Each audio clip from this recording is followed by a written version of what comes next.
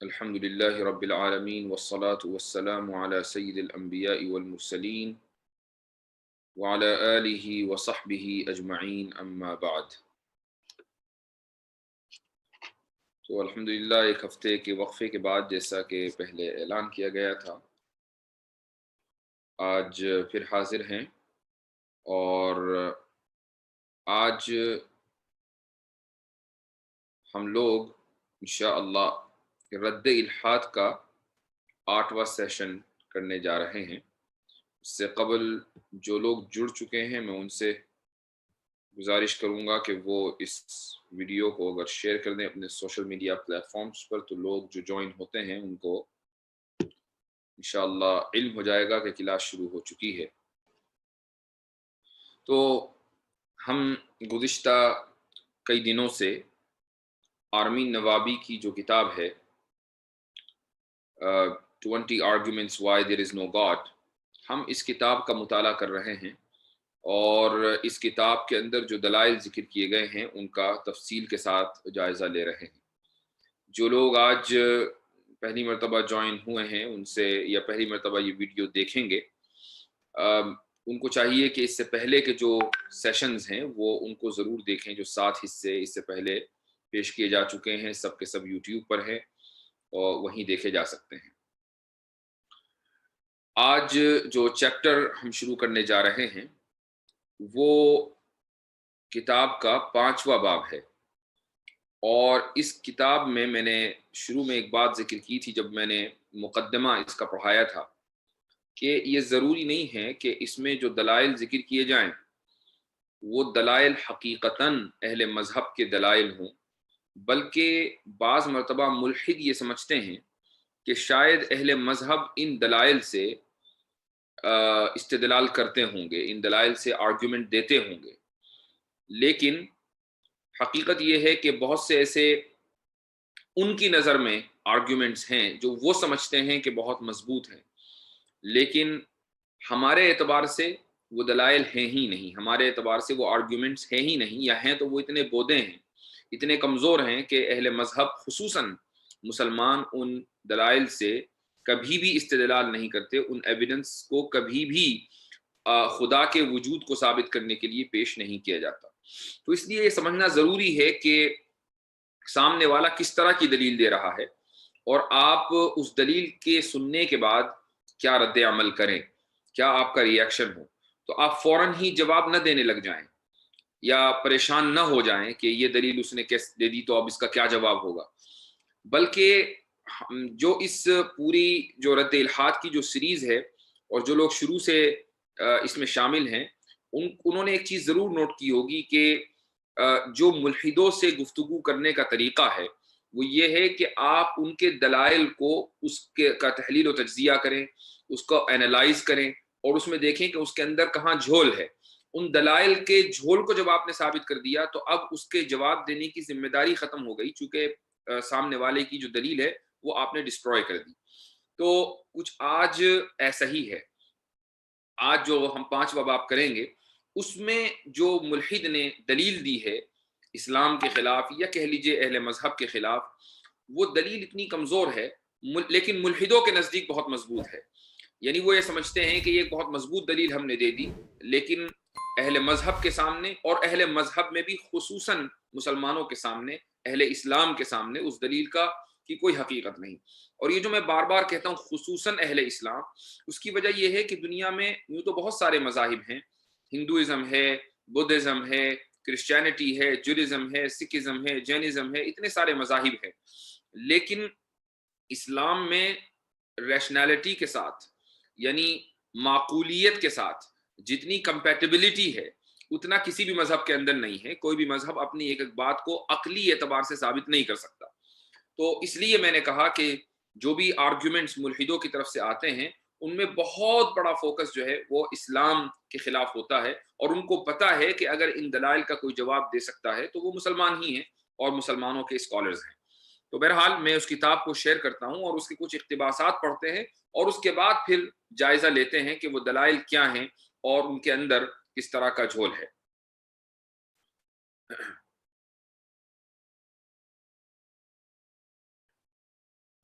یہ کتاب آپ کی اسکرین پر آ گئی ہوگی، اور سامنے ہی جو ہائی لائٹڈ ہے ایریا، انشاءاللہ ہم اسی کو پڑھیں گے۔ یہ ہے 5واں باب، اور اس کا جو عنوان ہے وہ ہے belief in God would not be so widespread if God didn't exist، کہ خدا میں یقین اتنا زیادہ عام نہ ہوتا اگر خدا موجود نہ ہوتا۔ یعنی ملحدوں کے نزدیک اہل مذہب کی دلیل یہ ہے کہ چونکہ خدا موجود ہے، اس لیے دنیا کی اکثریت اور دنیا کی بڑی آبادی کسی نہ کسی مذہب کو مانتی ہے، اور جو ملحدین ہیں، جو ایتھیسٹ ہیں، وہ مائنورٹی میں ہیں، اقلیت میں ہیں۔ اگر خدا موجود نہ ہوتا تو خدا کے ماننے والے کم ہوتے اور نہ ماننے والے زیادہ ہوتے، لیکن چونکہ خدا کے ماننے والے زیادہ ہیں، یعنی کسی بھی مذہب میں یقین رکھنے والے زیادہ ہیں، آپ مسلمانوں کو، کرسچنز کو، ہندوز کو، ظاہر ہے سب کے سب کسی نہ کسی مذہب کے اندر بلیو کرتے ہیں، سب کی آبادی کو اگر ایک کاؤنٹ کر لیں تو دنیا کی جو میں سمجھتا ہوں کہ 90% آبادی ہے وہ کسی نہ کسی مذہب سے جڑی ہوئی ہے، لیکن جو ایتھیسٹ ہیں وہ بہت کم ہیں۔ تو ان لوگوں کا ماننا یہ ہے کہ چونکہ خدا موجود ہے، ان لوگوں کے حساب سے ہماری دلیل یہ ہے کہ چونکہ خدا موجود ہے اس لیے مذہب موجود ہے، اور مذہب اتنا زیادہ اس کو قبولیت حاصل ہے۔ یہ اس نے ایک عنوان ذکر کیا ہے، اب اس کی وہ وضاحت کرتا ہے۔ وہ یہ کہتا ہے کہ religion has undoubtedly played a major role in the history of the world، کہ مذہب نے اس دنیا کی تاریخ میں یقیناً ایک اہم کردار ادا کیا ہے۔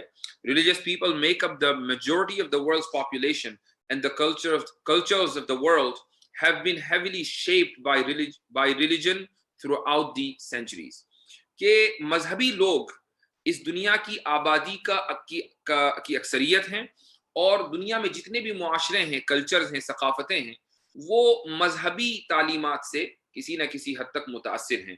It's easy to assume that beliefs that are so widespread must have at least some kernel of truth، اور اس کا کہنا یہ ہے کہ یہ سمجھنا بہت آسان ہے کہ جو چیز بہت عام پھیل گئی ہو، عمومیت کے ساتھ پھیل گئی ہو، تو یقیناً اس کے اندر کوئی نہ کوئی سچائی ہوگی، جبھی تو وہ پھیلی ہے۔ After all, how could so many people believe in God if it weren't true؟ یہ کیسے ہو سکتا ہے کہ اتنے سارے لوگ خدا میں یقین کریں اگر خدا سچا نہ ہو؟ تو خدا کا سچا ہونا ضروری ہے جبھی اتنے سارے لوگ خدا میں یقین رکھتے ہیں۔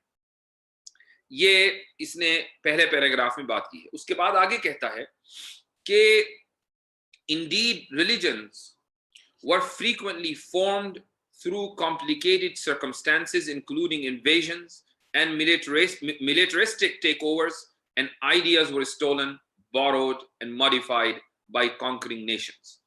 کہتا ہے کہ جو مذاہب ہیں وہ اس طریقے سے بنے ہیں کہ ایک ملک نے مثلا دوسرے ملک کے اوپر حملہ کیا، تو جو حملہ کرنے والی قوم تھی جب وہ مغلوب یا مفتوح علاقوں کے اندر پہنچی تو وہاں انہوں نے دیکھا کہ جو لوگ شکست کھا چکے ہیں، جن کو ڈیفیٹ کیا جا چکا ہے، وہ لوگ خاص مذہب کے اوپر عمل کرتے ہیں، ان کی خاص رسم و رواج ہیں۔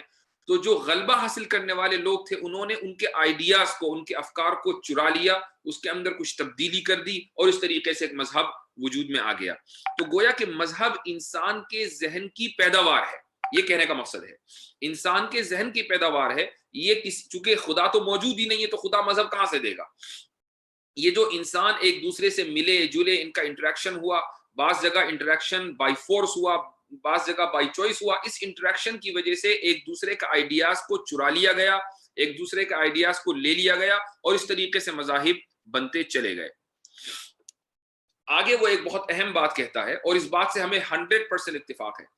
Believing in something automatically makes it true is a logical fallacy called argumentum ad populum، کہ کسی بھی چیز میں بلیو کرنے کا مطلب یہ نہیں ہے کہ وہ سچ ہو۔ یہ مان لینا کہ بہت بڑی تعداد کسی چیز کو مانتی ہے لہٰذا وہ سچ ہے، یہ ایک فیلسی ہے، ایک مغالطہ ہے، اور ہم اس بات سے 100% اتفاق کرتے ہیں۔ آگے چلیے، وہ یہ کہتا ہے simply stated the truth is true even if no one believes it, and untrue claims are still untrue even if everyone believes them۔ کہتا ہے کہ بہت آسان الفاظ میں یہ کہنا چاہیے کہ سچ سچ ہے اگرچہ کوئی اس کو نہ مانے، اور جو غلط ہے وہ غلط ہے اگرچہ ساری دنیا اس کو مانتی ہے۔ بہت اچھی بات ہے۔ بعض مرتبہ اللہ تعالیٰ ملحدوں سے بھی حق بات کہلوا دیتا ہے، تو یہ خود اس بات کی دلیل ہے کہ اللہ موجود ہے، کیونکہ ملحد جو خدا کا منکر ہو وہ حق بات کر دے، جو کبھی حق کو تسلیم نہ کرتا وہ بھی حق بات کرنے لگے، ہمارے نزدیک تو یہ دلیل ہے کہ خدا موجود ہے۔ تو اللہ تعالیٰ جو ہے وہ کبھی کبھی ملحدوں سے بہت اچھی باتیں کہلوا دیتا ہے، اور ہمیں اس بات سے بالکل اتفاق ہے کہ سچ سچ ہے اگرچہ کوئی اس کو نہ مانتا ہو، اور جھوٹ جھوٹ ہے اگرچہ ساری دنیا اس کو مانتی ہے۔ آگے کہتا ہے کہ beliefs do not influence physical reality، کہ کچھ لوگوں کا عقیدہ اگر کسی چیز کے تعلق سے ہے تو اس کا مطلب یہ نہیں ہے کہ وہ حقیقت میں وہ چیز ایسی ہی ہے۔ کہتا ہے کہ throughout history popular beliefs have been proven wrong repeatedly as new evidence come to light۔ تاریخ میں اگر ہم نظر دوڑاتے ہیں تو بہت سے مشہور جو اعتقادات ہیں، جو عقائد ہیں لوگوں کے، یا جو ان کے بلیفز ہیں، ان کو یعنی ریپیٹڈلی بہت سی مرتبہ ایسا ہوا کہ ثبوتوں کی بنیاد پر غلط وہ ثابت ہوئے، غلط ٹھہرایا گیا۔ Once widely held belief throughout history was geocentrism, or the idea that the earth was the center of the universe. This was successfully proven false in the 1600s by scientists Galileo, Copernicus and Kepler۔ کہتا ہے کہ ایک زمانے میں 15ویں صدی میں، اس زمانے میں لوگوں کا عقیدہ یہ تھا کہ یہ دنیا، یہ پوری کائنات جیو سینٹرک ہے۔ جیو سینٹرک کا مطلب یہ ہے کہ دنیا بیچ میں ہے اور سورج اس کے ارد گرد گھومتا ہے، دنیا ایک جگہ رہتی ہے اور سورج اس کے ارد گرد گھومتا ہے، یہ جیو سینٹرزم ہے۔ لیکن اس آئیڈیا کو 16ویں صدی کے اندر 3 لوگ، گلیلیو، کوپرنیکس اور کیپلر، جو 3 مفکرین اور فلسفی تھے، ان لوگوں کے ذریعے اس آئیڈیا کو غلط ثابت کر دیا گیا، اور آج پوری دنیا اس بات کو مانتی ہے کہ سورج کے ارد گرد دنیا گھومتی ہے، نہ کہ سورج دنیا کے ارد گرد گھومتا ہے۔ تو دیکھیے ہسٹری میں ایک عقیدہ لوگوں کا تھا، اور کس طریقے سے جب سائنٹیفک ایویڈنس آئے تو اس عقیدے کو غلط ٹھہرا دیا گیا۔ اس کا مطلب یہ ہوا کہ کسی چیز کو ماننا اس کے سچا ہونے کی دلیل نہیں ہے۔ یہ اس نے ایک آرگومنٹ دیا ہے۔ ہمیں ابھی ان آرگومنٹ کو پڑھتے چلے جائیں، اور اس کے بعد پھر ہم اس کے اوپر تفصیلی تجزیہ انشاءاللہ کریں گے۔ آگے کہتا ہے کہ most religion claim that there is the only true religion, that theirs is the only true religion. Ultimately, if religion is meant to describe something that exists in physical reality rather than a subjective mental or emotional truth, every conflicting religion cannot be correct, and it is possible that all of them are wrong۔ کہتا ہے کہ ہر مذہب اس بات کو مانتا ہے کہ وہی سچ ہے۔ اگر کسی چیز کو مان لینا سچ کی بنیاد ہو تو پھر ہر مذہب سچ ہونا چاہیے، اور ہر مذہب سچ نہیں ہو سکتا۔ یہ تو تضاد ہے، کھلا کانٹرڈکشن ہے، کھلا کانفلکٹ ہے۔ آگے کہتا ہے similar to the evolutionary process of living beings, it is possible that religions have evolved as self-replicating set of ideas in a way that take advantage of our natural sentiments and desires to increase the rate at which they spread while discussing their true nature۔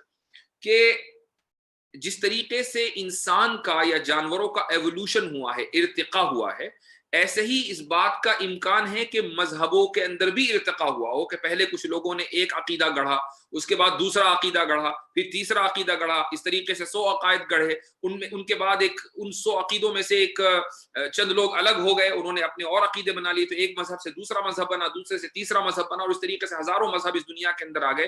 جیسے ہزاروں چیزیں جن کے اندر روح ہے، جن کے اندر حیات ہے، اس دنیا کے اندر ایوولوشن کے اور ارتقاء کے نظریے کی بنیاد پر پیدا ہوئی ہیں۔ یہ اس کے پورے چیپٹر کا خلاصہ ہے۔ اب میں آپ کو چند الفاظ کے اندر دوبارہ اس کے جو دلائل ہیں وہ دینا چاہوں گا۔ ان لوگوں کا دیکھیے نظریہ یہ ہے ملحدین کا، سب سے پہلی بات کہ دنیا میں چونکہ ملحدین کم ہیں، اس کا مطلب یہ نہیں ہے کہ ہم غلط ہیں، اور دنیا میں مذہب کے ماننے والے زیادہ ہیں، اس کا مطلب یہ نہیں ہے کہ مذہب کے ماننے والے سچے ہیں یا مذہب سچا ہے. چونکہ زیادہ ماننے والا یعنی کسی چیز کے اندر کسی چیز میں اعتقاد رکھنا اس کے سچا ہونے کی دلیل نہیں ہے. ٹھیک ہے. اس کے بعد یہ ثابت کرنا چاہتا ہے کہ اس دنیا کے اندر مذہب انسان کے ذہن کی پیداوار ہے. اب تھوڑا سا تفصیلی آپ اس کو سمجھنے کی کوشش کریں. یورپ میں سن 1600 اور 1500 کے اینڈ میں رینیساں شروع ہوا. رینیساں کہتے ہیں تحریک تنویریت کو، یعنی جدت پسندی آئی، اور وہاں سے سائنٹیفک ترقیاں شروع ہوئیں. سائنسی آج انقلابات جو دیکھ رہے ہیں یہ دراصل 300-400 سال کی ترقیات کا نتیجہ ہے. اس عرصے میں لوگوں کی ذہنیت بھی بدلی ہے، اور وہ ذہنیت یہ ہے، اس ذہنیت یعنی ذہنیت سے مراد ہماری یہ ہے کہ کن چیزوں کے ذریعے ہم کسی نظریے کو ثابت کریں اور کن چیزوں کے ذریعے ثابت نہ کریں. اس کو انگریزی میں ایپسٹیمولوجی کہا جاتا ہے، اردو میں اس کو علمیات کہا جاتا ہے یا اسباب علم کہا جاتا ہے. یعنی وہ کیا ذرائع ہیں کہ جن کے ذریعے ہم کسی چیز کو ثابت کر سکتے ہیں. تو ان گزشتہ 300-400 سالوں میں صرف ایک چیز کو ذریعہ علم ثابت کیا گیا ہے، اور وہ چیز کیا ہے؟ وہ چیز یہ ہے مشاہدہ، کہ ہمیں جو چیز نظر آ رہی ہے ہم صرف اس چیز کو تسلیم کریں گے، جو چیز ہمیں نظر نہیں آ رہی ہم اس چیز کو تسلیم نہیں کریں گے. اچھا، دوسری چیز ارتقاء ہے. ارتقاء ایوولوشن. ہم بہت تفصیل کے ساتھ ایوولوشن کو ثابت کر چکے ہیں کہ وہ غلط ہے. تو سائنٹیفک جو نظریہ ہے وہ پورا کا پورا ایوولوشن کے اوپر اور مشاہدے کے اوپر مبنی ہے، کہ جو چیز ہم آبزرو کر سکتے ہیں وہ حقیقت ہے، اور جو چیز آبزرو نہیں کر سکتے وہ حقیقت نہیں ہے. اور اسی طریقے سے ایوولوشن کو بھی سائنٹسٹ حقیقت مانتے ہیں اور اس کے اوپر ایمان لائے ہوئے ہیں کہ ہر چیز ایوالو ہوئی ہے، ہر چیز زیرو سے شروع ہو کر یہاں تک پہنچی ہے. تو مذہب نہیں تھا، لیکن پھر ایک عقیدہ گڑھا اور ایک عقیدے سے اتنے سارے مذاہب پیدا ہو گئے. اچھا، ایک بات تو یہ ہے. دوسری بات یہ ہے کہ آج کے دور میں گزشتہ چند دہائیوں سے ارتقاء کے اس نظریے کو اور سائنٹیفک نظریے کو یعنی مشاہدے کو ہر چیز میں اپلائی کیا گیا، حالانکہ حتیٰ کہ تاریخ میں بھی اپلائی کیا گیا. تاریخ کس چیز کو کہتے ہیں؟ تاریخ کہتے ہیں ماضی میں ہونے والے کچھ واقعات کو. مثلا آج سے 100 سال پہلے یا 200 سال پہلے ایک بادشاہ تھا. اب وہ بادشاہ کیا کرتا تھا، اس نے اپنی رعایا کو کیا حقوق دیے تھے، اپنی رعایا کے اوپر کیا ظلم کیا تھا، یہ تاریخ ہے. ماضی کے اندر ہونے والے، پاسٹ کے اندر ہونے والے واقعات کو تاریخ کہا جاتا ہے. ان لوگوں نے تاریخ سمجھنے کے لیے بھی سائنٹیفک نظریے کو بنیاد بنایا کہ ہم سائنسی اعتبار سے تاریخ سمجھیں گے. کیسے؟ ان کے نزدیک ماضی کو سمجھنے کا صرف ایک طریقہ ہے، وہ یہ کہ کوئی ڈاکیومنٹ مل جائے، کہیں کوئی تحریر مل جائے. اور ظاہر ہے کہ تحریر تو بہت نئی چیزیں ہیں. آج سے 2000 4000 5000 سال پہلے تو کاغذ کے اوپر چیزیں نہیں لکھی جاتی تھی، کوئی تحریر نہیں ہوتی تھی. لیکن اس زمانے میں لوگ غاروں کے اندر دیواروں پر کچھ نہ کچھ نقوش بنا دیا کرتے تھے. تو آج جو جیولوجسٹ ہیں وہ یا جو ہسٹورینز ہیں وہ لوگ ان غاروں کا سفر کرتے ہیں، وہاں جا کر ان تحریروں کو پڑھتے ہیں اور ان تحریروں سے وہ نتیجے نکالتے ہیں کہ اس زمانے کی ہسٹری یہ رہی ہوگی. اگر ان سائنٹسٹ کو یا ان ہسٹورینز کو یہ بتایا جائے کہ تاریخ جاننے کا ایک اہم ترین ذریعہ خبر صادق ہے، یعنی سچی خبر، اور سچی خبر کا معیار یہ ہے کہ جو مخبر ہے، جو خبر دینے والا ہے، وہ اپنی سیرت اور اپنے کردار کے اعتبار سے نہایت اعلیٰ درجے کا ہے. وہ عام انسانوں جیسا نہیں ہے جو کبھی جھوٹ بول دیتے ہیں، کبھی سچ بول دیتے ہیں، بلکہ وہ ایک ایسا انسان ہے کہ جو کبھی جھوٹ نہیں بولتا، اس کی زبان سے ہمیشہ سچ ہی جاری ہوتا ہے. اگر ان کو یہ بتایا جائے کہ اس کی دی ہوئی خبر بہت اہم ذریعہ ہے تاریخ کو جاننے کا، تو وہ فوراً اس کا انکار کر دیتے ہیں، اس لیے کہ خبر مشاہدے کے اوپر مبنی نہیں ہے، وہ آبزرویشن کے اوپر مبنی نہیں ہے. ان کو تو غار میں لکھی ہوئی تحریریں چاہیے تو جا کر وہ تاریخ سمجھیں گے، ان کو کوئی لکھا ہوا ڈاکیومنٹ چاہیے تو جا کر وہ تاریخ لکھیں گے. اب آپ ان سے کہتے ہیں کہ بھائی بائبل بھی تو لکھی ہوئی ہے، قرآن بھی تو لکھا ہوا ہے، تورات بھی تو لکھی ہوئی ہے، اس کے اندر جو قصے ہیں، اس کے اندر جو اسٹوریز ہیں، آپ ان کو تاریخ کیوں نہیں مانتے؟ تو یہ کہتے ہیں کہ تو کچھ لوگوں نے ویسے ہی گڑھ لی. اس کی وجہ یہ ہے کہ سائنٹسٹ کے نزدیک، ملحدوں کے نزدیک، دنیا یہ جو عالم ہے یہ صرف ایک ہے. اہل مذہب کے نزدیک دو ہیں. یہ جو عالم ہے اس کو عالم مشاہدہ کہا جاتا ہے، یعنی جس دنیا کو ہم دیکھ سکتے ہیں یہ عالم مشاہدہ ہے۔ تو چونکہ سائنٹسٹ صرف عالم مشاہدے کو مانتے ہیں، ملحد صرف عالم مشاہدے کے اوپر بلیو کرتے ہیں، اب انہیں اس عالم مشاہدہ سے متعلق اگر تاریخ کو جاننا ہے تو ان کو وہی چیز چاہیے جس کو وہ آبزرو کر سکیں، جس کا وہ مشاہدہ کر سکیں، اور غاروں کے اندر لکھی ہوئی تحریر ہی وہ واحد ذریعہ ہے کہ جس کا وہ مشاہدہ کر سکتے ہیں، اس کے علاوہ کوئی دوسرا ذریعہ ان کے پاس نہیں ہے۔ ہم اہل مذہب دو طرح کے عالم اور دو طرح کے ورلڈز کے قائل ہیں۔ ایک تو عالم مشاہدہ وہ جو ہمارے ارد گرد ہے، جس کے اندر ہم رہتے ہیں، جس کو ہم دیکھ رہے ہیں، جس کو ہم برت رہے ہیں، جس کے اندر ہونے والے واقعات کو ہم ان کے ساتھ تعامل کر رہے ہیں، ایک تو یہ عالم مشاہدہ ہے، اور دوسرا عالم غیب ہے، انسین ورلڈ، کہ جس کو ہم دیکھ نہیں سکتے اس وقت تک جب تک کہ ہم موت کے اس پل کو پار نہ کر دیں۔ یہ دو عالم ہیں اہل مذہب کے نزدیک۔ تو سائنٹسٹ اور ملحدوں کے نزدیک چونکہ عالم ایک ہی ہے جو عالم مشاہدہ ہے، اس لیے ان کے یہاں اپسٹمالوجی یعنی ذریعہ علم بھی ایک ہی ہے، اور وہ ہے مشاہدہ۔ ہمارے نزدیک چونکہ عالم دو ہیں، ایک عالم مشاہدہ ہے، ایک عالم غیب ہے، انسین ورلڈ، تو ہمارے نزدیک جو ذریعہ علم ہے وہ ایک نہیں ہے بلکہ انیک ہیں۔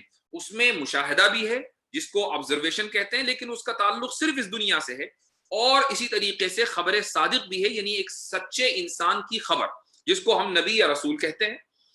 تو اس دنیا کے اندر جو مذاہب آئے ہیں ظاہر ہے وہ عالم غیب سے آئے ہیں، یعنی اللہ نے مذہب دیا تو مذہب بنا۔ اب اگر مذہب کی تاریخ جاننی ہے تو خبر صادق ہی ایک واحد ذریعہ ہے کہ جس کے ذریعے ہم مذہب کی تاریخ جان سکتے ہیں۔ غاروں کے اندر لکھی ہوئی تحریروں سے تھوڑا بہت اندازہ تو ہو سکتا ہے، لیکن تاریخ پتہ نہیں چل سکتی۔ یہ ملحد کیا کرتے ہیں، یہ انہوں نے دو مفروضے قائم کیے ہیں۔ پہلا مفروضہ اور پہلا اسمپشن یہ ہے کہ جو مذہب ہے یہ انسان کے ذہن کی پیداوار ہے، اور دوسرا مفروضہ یہ ہے کہ ابتدا میں انسان بہت سے خداؤں کو مانتا تھا۔ مثلا اس نے بجلی کو کڑکتے دیکھا تو ایک خدا اس کا تسلیم کر لیا، اس نے بادل کو پانی برساتے دیکھا تو دوسرا خدا اس کا تسلیم کر لیا، اس نے زلزلے آتے دیکھا تو تیسرا خدا اس کا تسلیم کر لیا، اس نے طوفان آتے دیکھا تو چوتھا خدا اس کا تسلیم کر لیا۔ لیکن پھر آہستہ آہستہ دنیا بڑھتی رہی آگے، اور یوں بہت سارے خداؤں سے ایک خدا میں لوگ یقین کرنے لگے۔ یہ ایوولوشن ہوا ہے۔ تو یہ دو مفروضے ہیں ملحدوں کے۔ پہلا مفروضہ یہ ہے کہ مذہب انسانی ذہن کی پیداوار ہے۔ آرمین نوابی نے اپنے پورے چیپٹر کے اندر یہی ثابت کیا ہے کہ مذہب انسانی ذہن کی پیداوار ہے۔ ایک قوم جب دوسرے قوم کے اوپر حملہ کرتی تھی اور ان دوسرے قوم کے اعتقادات اور ان کے رسم و رواج کو دیکھتی تھی تو اس کو وہ اپنا لیتی تھی اور اس طریقے سے مذہب بن جایا کرتا تھا۔ تو مذہب انسانی ذہن کی پیداوار ہے، خدا سے نہیں آیا۔ اور اس کی دلیل کیا ہے؟ اس کی دلیل یہ ہے کہ بھئی فلاں جگہ مصر کے جو غار ہیں یا بھارت کے جو غار ہیں یا دوسرے ملکوں کے جو غار ہیں وہاں پر اس طرح کی تحریریں ملتی ہیں، جس سے ثابت ہوتا ہے کہ وہ باہر سے جو لوگ آئے تھے ان سے متاثر ہو کر وہ تحریریں لکھی گئی ہیں، گویا کہ اس طریقے سے مذہب بن گیا۔ تو انسانی ذہن کی مذہب پیداوار ہوئی۔ اور اسی طریقے سے یہ لوگ دوسرا مفروضہ یہ ہے کہ پہلے بہت سارے خدا تھے، پہلے کروڑوں اربوں خدا تھے، اور اس کے بعد پھر آہستہ آہستہ لوگ ایک خدا یا دو یا تین خدا کے اوپر یقین کرنے لگے۔ دیکھیے ان دونوں مفروضوں کو رد کرنا بہت ضروری ہے۔ سب سے پہلی بات، ہم اس بات کے قائل ہیں، مسلمان اس بات کے قائل ہیں کہ اس دنیا کے اندر سچ کہ ماننے والوں کی تعداد ہمیشہ کم رہے گی۔ ہم اس بات کے قائل ہیں، سچ کے ماننے والوں کی تعداد کم رہے گی، اور اس کی وجہ یہ ہے کہ قرآن کریم میں ہے وَمَا أَكْثَرُ النَّاسِ وَلَوْ حَرَصْتَ بِمُؤْمِنِينَ، کہ اگر اے محمد صلی اللہ علیہ وسلم آپ کتنا ہی ٹرائی کر لیں، کتنی ہی کوشش کر لیں، کتنی ہی خواہش کر لیں، اگر آپ یہ چاہیں کہ اکثریت مومن ہو جائے، ایسا نہیں ہوگا۔ اب ملحد یہ کہنے لگے کہ بھائی یہ تو آپ نے خود ہی مان لیا کہ سچ کے ماننے والوں کی تعداد ہمیشہ کم رہے گی، تو ہم تو مائنورٹی میں ہیں، لہٰذا ہم سچے نکلے۔ تو اس کا جواب یہ ہے کہ مذہب نے جو قرآن نے جو آیت ذکر کی ہے یہ مؤمنین کے تعلق سے ہے، مذہب کے اوپر یقین رکھنے والوں کے تعلق سے ہے، یہ ایتھیسٹ کے تعلق سے نہیں ہے۔ ایتھیسٹ تو کسی بھی چیز کے اوپر ایمان رکھتے ہی نہیں، یہاں بات ہو رہی ہے ایمان والوں کی کہ کچھ لوگ کرسچینٹی کے اوپر بلیو کرتے ہیں، کچھ لوگ یہودیت کو مانتے ہیں، کچھ لوگ ہندوازم کو مانتے ہیں، کچھ لوگ بدھزم کو مانتے ہیں، کچھ لوگ اسلام کو مانتے ہیں، لیکن اسلام کو ماننے والوں کی تعداد کم ہوگی ان لوگوں کی بنسبت جو دوسرے مذاہب کے اوپر یقین رکھتے ہیں۔ یہاں کمپیریزن ایک مذہب کے ماننے والوں اور دوسرے مذاہب کے ماننے والوں کے درمیان ہے، کمپیریزن مذہب اور غیر مذہب کے درمیان نہیں ہے۔ ایک بات تو یہ ہے۔ دوسری بات یہ ہے کہ ایک حدیث ہے، نبی کریم صلی اللہ علیہ وسلم کا ارشاد ہے اور بالکل صحیح حدیث ہے کہ جہنم میں ہر 1000 میں سے 999 لوگ جہنم میں جائیں گے، ایک آدمی جنت میں جائے گا۔ اس کا مطلب یہ ہے کہ جو صحیح مذہب پر یقین رکھتا ہے وہ 1000 میں سے ایک ہی ہے۔ اتنی کم تعداد ایمان والوں کی ہے اور اتنی بڑی تعداد غیر مؤمنین کی ہے۔ اس کے باوجود تو یہ اس بات کی دلیل ہوئی کہ اسلام اگرچہ اس کے ماننے والے کم ہیں، اگر آپ پوری ہسٹری کے اندر دیکھیں، یہ الگ بات ہے کہ آج ہم سیکنڈ لارجسٹ یعنی ریلیجن کے اعتبار سے مسلمان سیکنڈ لارجسٹ پاپولیشن ہے، لیکن اگر وہ سیکنڈ بھی نہ ہو، تھرڈ ہو، فورتھ ہو، ففتھ ہو، اس سے کوئی فرق نہیں پڑتا۔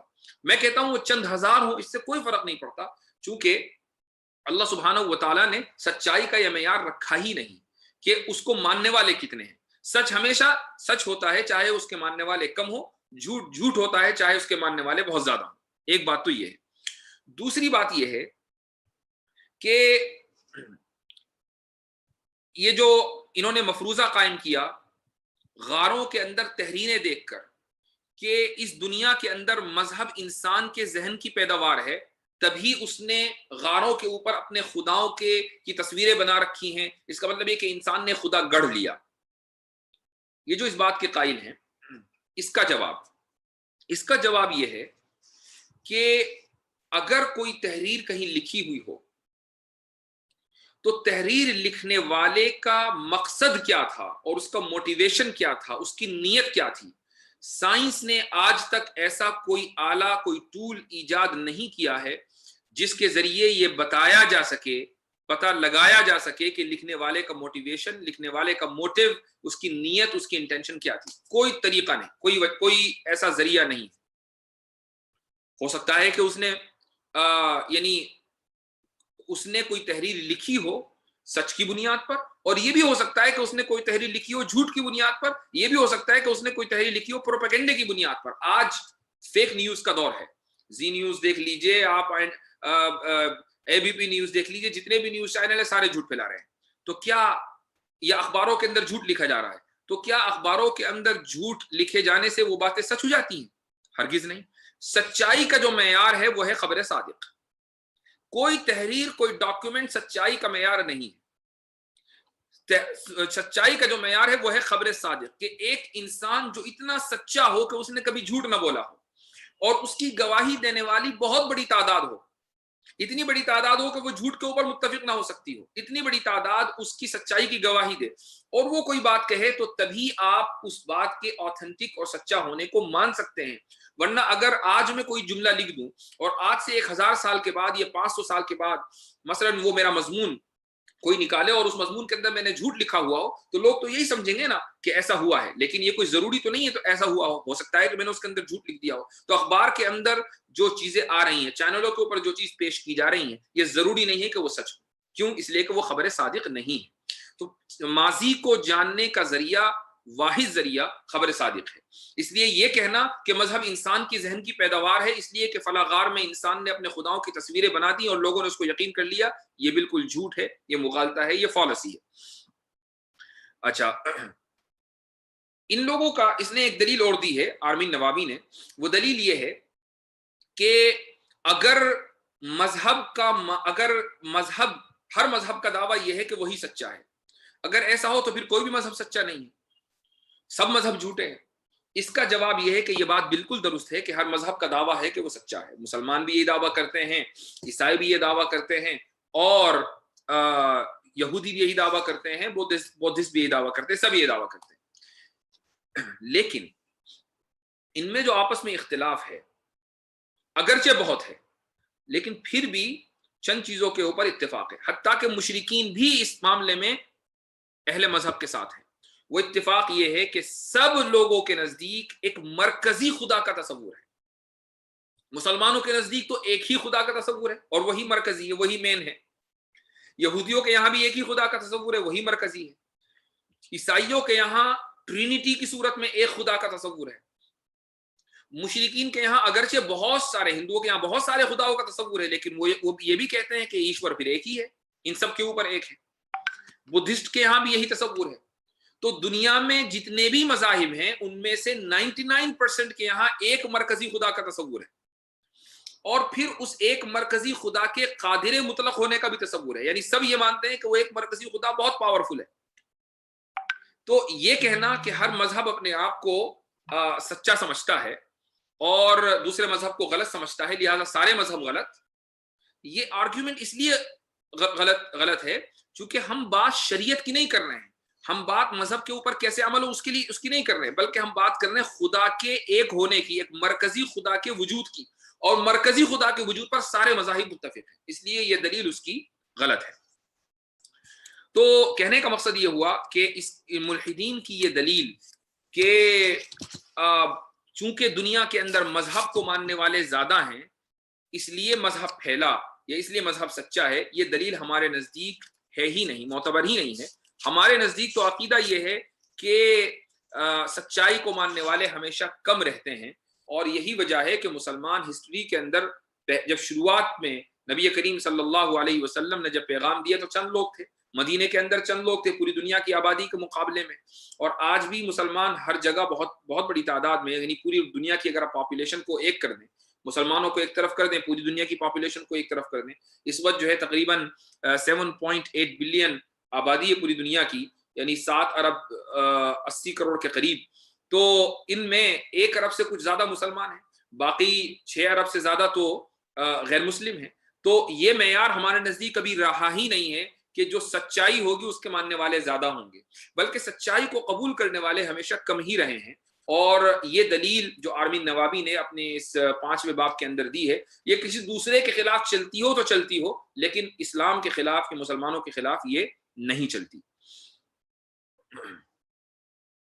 تو آج ہم نے 5واں باب جو ہے مکمل کیا ہے. اب آپ کے کچھ سوالات ہیں, انشاءاللہ اس کو اگر کوئی اہم چیز ہوگی تو میں اس کا انشاءاللہ جواب دوں گا. قبر کا عذاب جسم کو ہوتا ہے یا روح کو؟ قبر کا عذاب بنیادی طور پر روح کو ہوتا ہے, لیکن روح کا ہلکا سا تعلق جسم سے رہتا ہے. روح کا ہلکا سا تعلق جسم سے رہتا ہے, اس لیے جسم کو بھی بعض مرتبہ, ہمیشہ نہیں کہتا ہوں, بعض مرتبہ اس کے اوپر اثر پڑتا ہے. وہ ہلکا سا تعلق کتنا رہتا ہے اس کی ایک مثال لیجئے. مثال یہ ہے, مثلا میرے پاس ایک فون ہے اور اس فون کے ذریعے میں آپ کو فون کر سکتا ہوں اگر آپ کا نمبر میرے پاس ہو, لیکن وہ فون کا وہ کیسے ہوگا؟ میں جب فون کروں گا تو یہاں کا جو لوکل ایکسچینج ہے یا لوکل جو ٹاور ہے, پہلے اس کے اوپر میرا کنیکشن جائے گا, وہاں سے جو مین ٹاور ہے جو ان لوگوں کا یا میری جو فون کمپنی ہے اس کے اوپر کنیکشن جائے گا, وہاں سے اگر آپ دوسرے ملک میں بیٹھے ہوئے ہیں تو سیٹلائٹ کے اوپر جائے گا, سیٹلائٹ سے پھر وہ آپ کے ملک میں جائے گا, آپ کے ملک سے لوکل ٹاور پہ جائے گا, لوکل ٹاور سے آپ کے فون پہ جائے گا.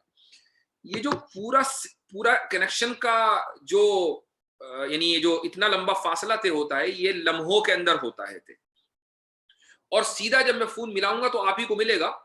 ایسا نہیں ہوتا الا ہے کہ کوئی گڑبڑ ہو, ایسا نہیں ہوتا کہ ملا رہا ہوں آپ کو چلا جائے کہیں اور. اگر روٹ بالکل کلیئر ہے تو آپ ہی کو جائے گا.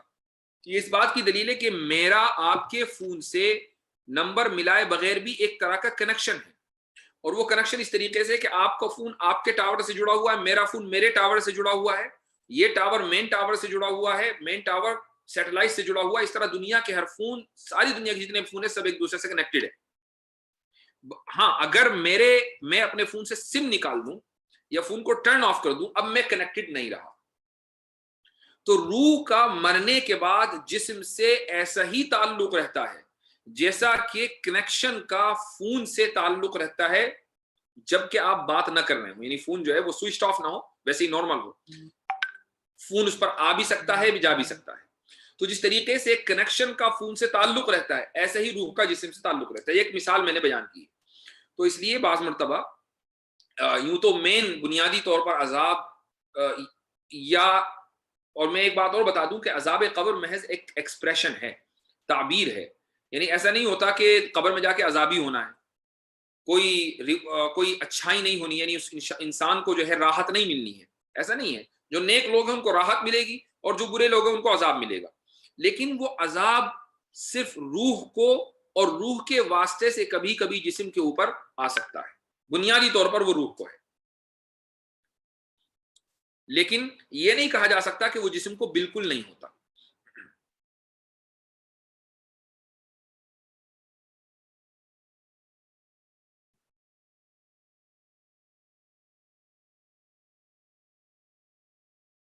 میرے کامنٹ میں آرمین نوابی نام کا کوئی میسج کر رہا ہے، بھائی مجھے تو ابھی تک نہیں دکھا، اگر وہ ہے تو ذرا سامنے آ جائے، بہت اچھی بات ہے پھر۔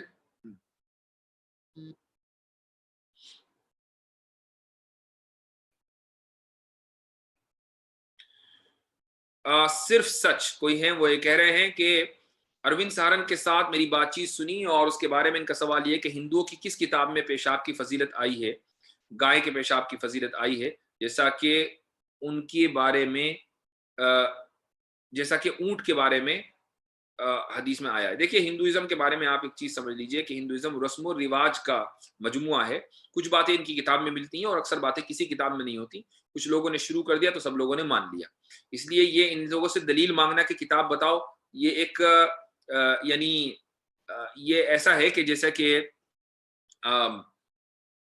کیا اس کی مثال دوں میں آپ کو، کہ دیوار اپنے سر میں مارنا، یا سر معاف کیجیے گا سر اپنے دیوار میں مارنا، کہ اس سے کوئی حاصل نہیں ہے۔ تو اس لیے کتاب یا حوالے کا مطالبہ ہندوؤں سے نہیں کیا جانا چاہیے، الا ماشاء اللہ کچھ چیزیں ان کی کتابوں میں ہیں، چونکہ جو سناتن دھرم ہے وہ ویدک دھرم نہیں ہے، ویدوں میں یقین نہیں رکھتا۔ ہاں آریہ سماج جو ہے وہ کتابوں میں یقین رکھتے ہیں، ان کے یہاں پیشاب کا کوئی چکر نہیں ہے جہاں تک میرے علم میں ہے۔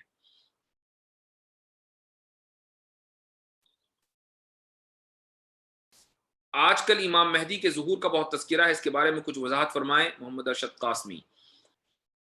امام مہدی کا ظہور کبھی بھی ہو سکتا ہے اور ہم اس کے اوپر یقین رکھتے ہیں، اور اس کی وجہ یہ ہے کہ نبی کریم صلی اللہ علیہ وسلم کی صحیح احادیث اس تعلق سے ہے، لیکن آپ صلی اللہ علیہ وسلم نے کوئی سن متعین نہیں کیا، وہ کبھی بھی ہو سکتا ہے، وہ آج ہو سکتا ہے، آج سے 100 سال کے بعد ہو سکتا ہے، آج سے 200 سال کے بعد ہو سکتا ہے، اس لیے اس کا کوئی سیٹ ٹائم نہیں ہے۔ تو یقین کے ساتھ یہ کہنا ہے کہ جی کل کو امام مہدی آ رہے ہیں یا اگلے سال آ جائیں گے، 1 سال کے اندر اندر آ جائیں گے،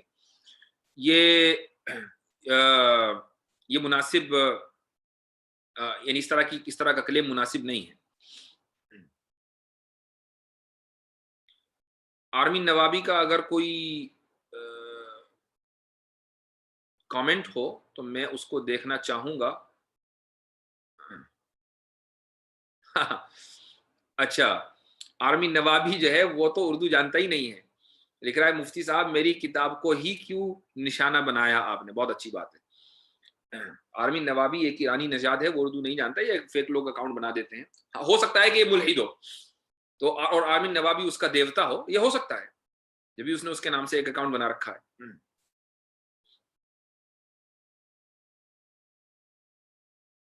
عمیر خان اس سے کہیے کہ ہم سے رابطہ کر لیں ہمارے فیس بک کے اوپر، انشاءاللہ انکر آریہ سے بھی بات کر لیں گے، نو پرابلم ماشاءاللہ۔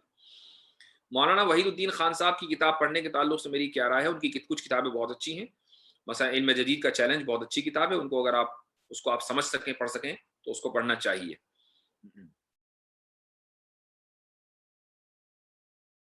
کیا کسی ملحد سے بات کرنے کے لیے سائنس کا علم ہونا بھی ضروری ہے؟ بالکل، بنیادی تعلیم تو ہونی چاہیے، چونکہ ملحد کی ساری بنیاد ہی سائنس ہے، اگر آپ اس کی جو بنیادیں نہیں جانتے ہوں گے تو کیسے اس سے آپ بات کریں گے؟ میمون خان کہہ رہے ہیں شرع عقائد بنا ٹیچر کے پڑھنا کیسا ہے؟